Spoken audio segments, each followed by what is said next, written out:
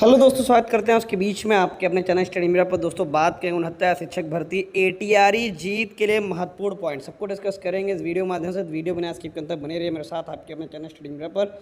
जो लोग चैनल पर नए हैं तो प्लीज़ चैनल को लाइक करें, शेयर करें, सब्सक्राइब करें, साथ में बेल आइकन दबाना भूलें ताकि मेरे वीडियो नोटिफिकेशन आप तक पहुँचती रहे। जो 69 शिक्षक भर्ती की जो सुनवाई थी कल की डेट में नहीं हो पाई, हालांकि सोशल मीडिया की जानकारी के आधार 27 तारीख की सुनवाई की डेट उड़ते उड़ते फैल रही है, लेकिन अभी कंफर्म नहीं है। तो इससे पहले आपको बता दें कि एटीआरई पर जो मेरे द्वारा लगातार आपको तथ्य बताए जा रहे थे उसको मैंने एक जगह पर राइट किए हैं, सारे लिख दिए हैं। उम्मीद करते हैं कि ये सारे पॉइंट्स आने वाले समय में एटीआरई पर जब सुनवाई होगी तो इसमें कहीं ना कहीं कुछ महत्वपूर्ण आर्डर हैं, कुछ सरकार के खुद के एफिडेविट है, जियो हैं। तो इसी मुद्दों पर चर्चा करने वाले हैं। तो ज़्यादा से ज़्यादा लोगों को वीडियो शेयर कर दीजिएगा। आइए शुरू करते हैं। तो आप सभी लोग देख सकते हैं यहाँ पर एटीआरई के पक्ष में कुछ महत्वपूर्ण तथ्य क्या हैं। सबसे पहला तथ्य जो है सरकार का जियो। जैसा कि दोस्तों आपको पता होगा कि सरकार का जियो क्या कहता है। सरकार का जियो ये कहता है कि एटीआरई पार्ट ऑफ क्वालिफाइंग एग्जामिनेशन है। इस भर्ती को में आपके क्लियर होने के बाद आप नौकरी के हकदार नहीं होंगे, रोजगार के हकदार नहीं होंगे। जब तक अंतिम मेरिट लिस्ट में आपका चयन नहीं हो जाएगा तब तक आप इस भर्ती के आधार पर नौकरी नहीं मांग सकते। तो ये एक क्वालिफाइंग एग्ज़ाम है जो कि आपको पता होगा जियो जब आया था 7 जनवरी वाला, उसमें ये चीज़ लिखी हुई थी स्पष्ट तरीके से। ठीक, जिसको आपको बताया सुप्रीम कोर्ट में मामला चैलेंज किया गया था। ये भर्ती में बाद में नियम आए हैं, ऐसे नियम नहीं हो सकते। 40-45 पिछली भर्ती में था, 60-65 नहीं हो सकता, जिसको लेकर सुप्रीम कोर्ट के अंदर बहुत सारे सीनियर एडवोकेट ने बहस रखी है। क्वालिटी ऑफ एजुकेशन की बात करते हुए सरकार के जियो को बचाया और क्वालिफाइंग एग्ज़ाम इसको प्रूव कराया। ठीक है, तो अभी भी बहुत सारे एडवोकेट इस मामले में रहेंगे और आगे देखते हैं क्या पॉइंट रखते हो, तो बात की बात है। दूसरा पॉइंट है सरकार की नियमावली।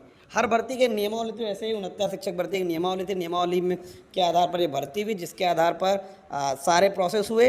तो सरकार की नियमावली भी आपके लिए बहुत सारा बढ़िया आदेश होगा। उसके बाद तीसरे पॉइंट पर आता है 69 डीबी राघवेंद्र प्रताप का ऑर्डर।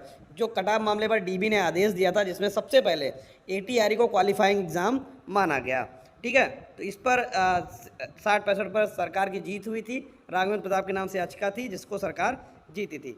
चौथे नंबर पर आता है यही आदेश, जब डीबी का आदेश सुप्रीम कोर्ट में चैलेंज हुआ तो justice UU Lalit sir, justice M Shantanagoudar ji और जस्टिस विनीत सरन जी की बेंच में 3 जजों की खंडपीठ थी, जहां पर इस मामले पर सुप्रीम कोर्ट ने फाइनली अपनी मोहर लगा दी कि ये जो एटीआरई है वो पार्ट ऑफ क्वालिफाइंग नेचर है।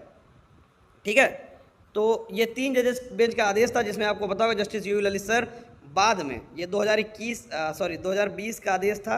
ठीक है, और उसके बाद में यानी कि ये चीफ जस्टिस साहब भी बन गए थे, जस्टिस यूयू ललित सर। ठीक है, तो ये आदेश कोई छोटा मोटा आदेश नहीं है और इस पर वकीलों की फौज थी। इस मामले पर वकील की संख्या बहुत ज़्यादा थी। उसके बाद अगला ऑर्डर बात करते हैं सरकार का सुप्रीम कोर्ट का एटीआरई के पक्ष में एफिडेविट। जो सरकार ने सुप्रीम कोर्ट में एटीआरई के पक्ष में एफिडेविट लगाया था वो सिर्फ सुप्रीम कोर्ट में ही नहीं, सरकार ने से जहां पूछा गया एटीआरई क्या है तो वहां पर सरकार ने हर जगह पर एफिडेविट लगाकर यही कहा eighty part of qualifying exam, ये क्वालिफाइंग नेचर का एग्ज़ाम है, ये सिलेक्शन का पार्ट नहीं है।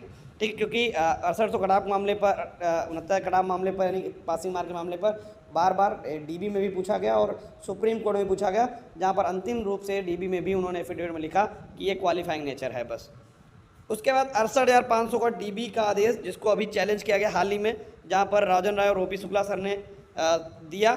आपको पता ही होगा 68,500 का आर्डर जिसमें ओपी शुक्ला सर, नाम से आप जान रहे होंगे, जस्टिस ओपी शुक्ला सर वो जज थे जिन्होंने सिंगल बेंच में 69 जगह आरक्षण मामले पर एटीआरई को पार्ट ऑफ सिलेक्शन कहा था, जिसके बाद मामला डिवीजन बेंच में चैलेंज हुआ। लेकिन उस दूसरी तरफ 69,000 ने एटीआरई को पार्ट ऑफ क्वालिफाइंग एग्जामिनेशन माना। किसने?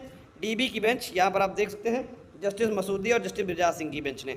ठीक, 69 और उसके तुरंत बाद 68,500 का आदेश आया, जहां पर यह सिद्ध हुआ ओपी शुक्ला सर ने भी कहा एटीआरई पार्ट ऑफ क्वालिफाइंग नेचर।